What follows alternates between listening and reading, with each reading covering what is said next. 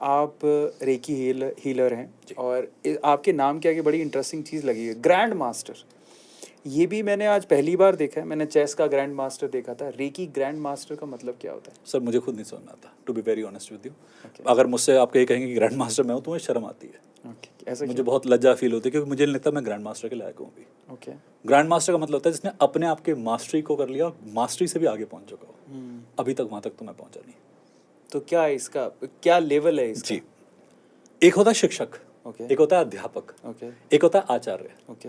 शिक्षा दे बिना आचरण के शिक्षक, बिना आचरण के हो सकता है। अध्यापक ने अध्ययन करा है, आचार्य ने आचरण में लिया है, गुरु अल्टीमेट होता है। मैं इन बातों में बिलीव करता हूँ। मुझे ग्रैंड मास्टर आज तक समझ में नहीं आया क्योंकि नाम के आगे सबके फैंसी वर्ड लगा हुआ है तो मेरे भी लग गया। वो ग्रैंड मास्टर रहे होंगे जिन्हें हम उसूई कहते हैं। मैं तो नहीं हूँ, मैं तो प्रैक्टिशनर हूँ। काम हो रहा है इसलिए थोड़ा नाम फेमस हो गया है। आप अपने आप को प्रैक्टिशनर कह रहे हैं तो आपने किसी ना किसी को तो गुरु माना होगा। सर महादेव को। अरे वाह।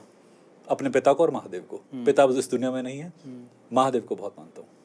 तो महादेव भी कभी रेकी हीलिंग से रिलेटेड थे? महादेव तो प्रेम से रिलेटेड थे। उन्होंने तो शक्ति को पार्वती रूप में देखा और पार्वती से शक्ति का जो एक यात्रा है उन्होंने खुद कराई। वहां बैठ के जिसमें भैरव तंत्र लिखा गया है, जहाँ ध्यान की विधियां बताई गई हैं। तो महादेव से बड़ा हीलर तो मुझे कोई नहीं दिखा। कार्तिकेय के जब अंदर अहंकार था, उस अहंकार को कई बार उन्होंने शांति दी। गणेश का जब घमंड बढ़ा, अभिमान बढ़ा, तो गजमस्तक बनाया। तो मुझे लगता है, या ब्रह्मा जी का पंचवां मुख जो था उसे मुख विहीन करा ब्रह्मा को। तो मुझे लगता है उनसे बढ़िया तो हीलर कोई नहीं है। हीलर भी नहीं है, उनसे बढ़िया रेमेडीज भी कोई नहीं दे सकता।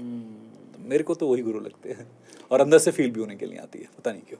तो फाइनली अगर रेकी से देखा, अगर मैं समझूं तो क्या रेकी सिर्फ मानसिक रोगों को ठीक करती है, शारीरिक रोगों को ठीक करती है, हर तरह के रोग? बिल्कुल नहीं। हम इस रूम की, इस दीवार की, इस माइक की, किसी की भी हीलिंग कर सकते हैं। ये माइक को जब भी मैं हीलिंग करके बैठूंगा तो मुझे वो वर्ड देगा जो मेरे हाईएस्ट फ्रीक्वेंसी टैप करेगा।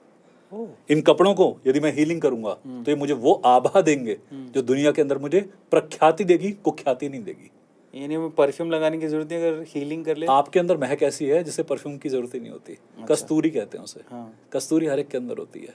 अगर वो फ्लेवर आपने चख लिया तो उसके बाद कोई फ्लेवर नहीं चाहिए होता। तो वो रेकी से जगा सकते हैं? रेकी क्या सर, वो तो हमारी ऊर्जा है। रेकी तो बहुत छोटा टूल है। रेकी के आगे हीलिंग है ना, उसे हम प्राण चिकित्सा कहते हैं। रेकी तो एक बहुत छोटा सा नाम है।